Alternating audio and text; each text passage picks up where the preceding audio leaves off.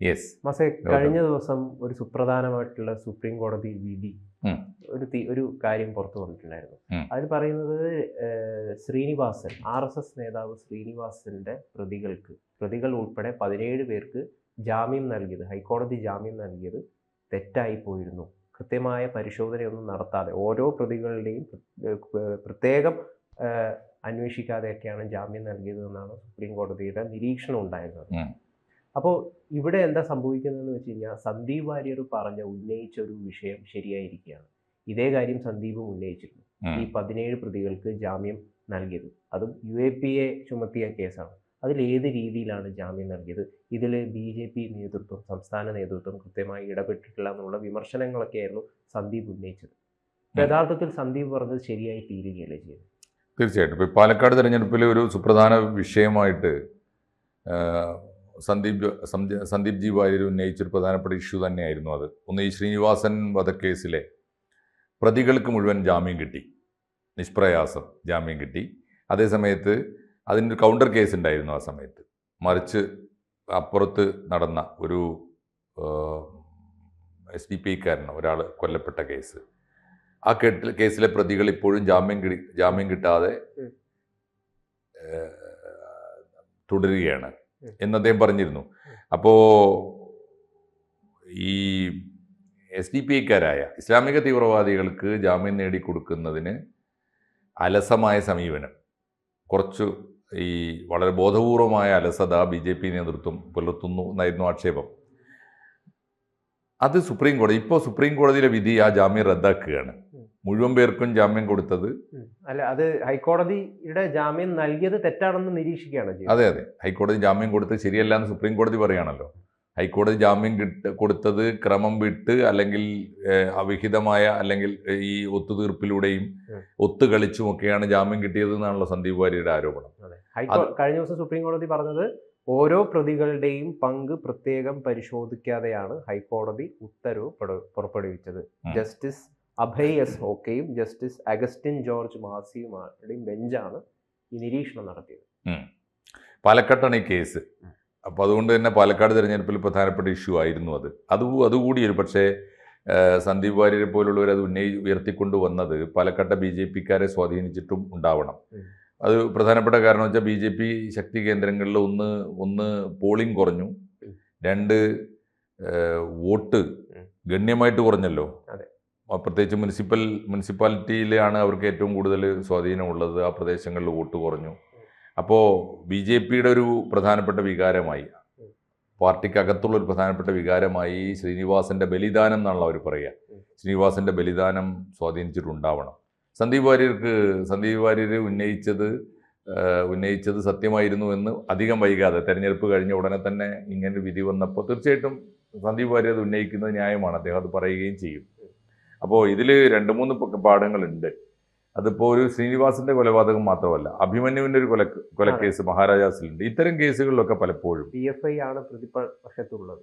അതെ, തീർച്ചയായിട്ടും. ഇപ്പോൾ എനിക്ക് അറിയാം ഇത്തരം കേസുകളിൽ പണ്ട് ഇപ്പോൾ PFI അല്ലെങ്കിൽ പോലും അന്ന് ഇപ്പം ഞങ്ങളുടെയൊക്കെ പലപ്പോഴും മലബാറിലെ പല കേസുകളിലും ഇപ്പോൾ NDFകാർ പ്രതികളായ കേസുകൾ, NDFകാരാണല്ലോ ഇവരുടെ മാതൃസംഘടന, നാഷണൽ ഡെവലപ്മെൻറ്റ് ഫ്രണ്ട്. അപ്പോൾ ആ സംഘടനക്കാർ പ്രതിയായി വന്ന കേസുകളിൽ പലപ്പോഴും പലതരത്തിലുള്ള ഒത്തുകളികൾ നമ്മൾ കണ്ടതാണ്. അതിൽ തരാതലം പോലെ ഈ ഇസ്ലാമിക തീവ്രവാദികൾ പ്രതികളാകുന്ന കേസുകളിൽ പലപ്പോഴും അവരെ രക്ഷിക്കാനുള്ള നീക്കം വലിയ തോതിൽ നടക്കാറുമുണ്ട്. അതിന് ഗവൺമെൻറ്റുകൾക്കൊക്കെ മാറി ഭരിച്ച ഗവൺമെൻറ്റുകൾക്കൊക്കെ അതിൽ പലതരം താല്പര്യങ്ങൾ ഉണ്ടാവാറുമുണ്ട്. അതിൻ്റെ ഒടുവിലത്തെ ഉദാഹരണമായിട്ട് വേണം ശ്രീനിവാസന്റെ ഈ കേസ് കാണാൻ. എനിക്ക് തോന്നുന്നത് ഇത് വലിയൊരു ആശങ്കയാണ് പലപ്പോഴും ഉണ്ടാക്കുന്നത്.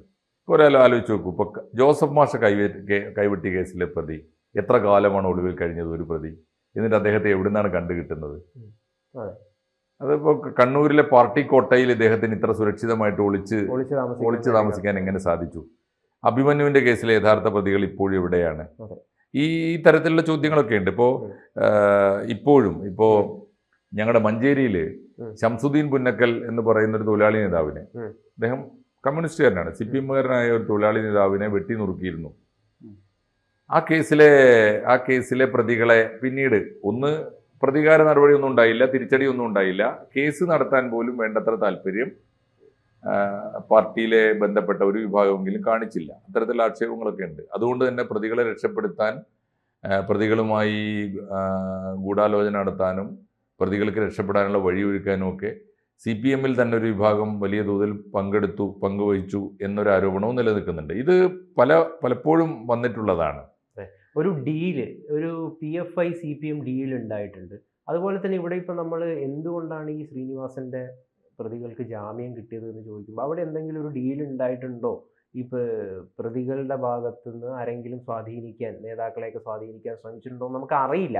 അത്തരം സംശയങ്ങളാണ് ഉടലെടുക്കുന്നത്.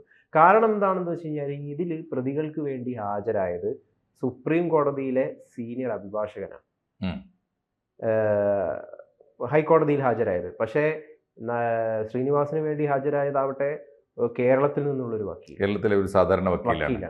അത് എനിക്ക് തോന്നുന്നു കേസിനെ അലസമായി വിട്ടതിൻ്റെ ഒരു പ്രശ്നമാണ്. അതിന് ഗൗരവം കൊടുത്തില്ല കേസിന്. ഒരു ബലിദാനി, ഒരാൾ മരിച്ചു, ഒരാൾ കൊല്ലപ്പെട്ടു. ഇനി അതിന് രണ്ട് കാരണം ഉണ്ടാവും. ഒന്ന്, ഈ ഒത്തുതീർപ്പിൻ്റെയും ഡീലിൻ്റെയൊക്കെ കാര്യങ്ങളുണ്ടാവാം. ഇപ്പോൾ ഒരു നല്ല വക്കീലിനെ വെച്ചിട്ട് കാശ് കളയേണ്ടതില്ല, അവർ ഏതായാലും സംഭവിക്കേണ്ടത് സംഭവിച്ചു, അതങ്ങനെ പോയിക്കോട്ടെ എന്ന് വെക്കുന്ന അലസതയാവാം ഒരു കാരണം.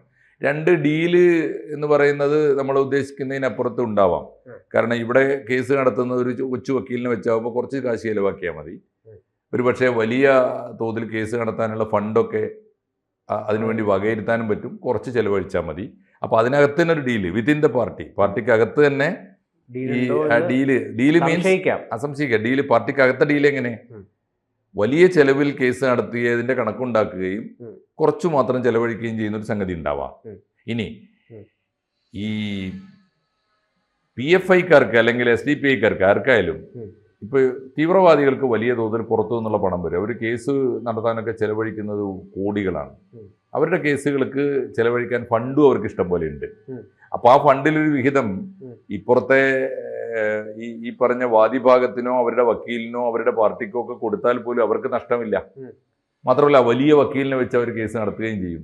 ഇപ്പുറത്ത് അത്ര താല്പര്യം കാണിക്കാതെ ഒന്ന് ലേശം പാസീവാക്കി ഇട്ടാൽ മതിയല്ലോ. അങ്ങനെയൊക്കെ ആയിരിക്കാം ഡീലിംഗ്.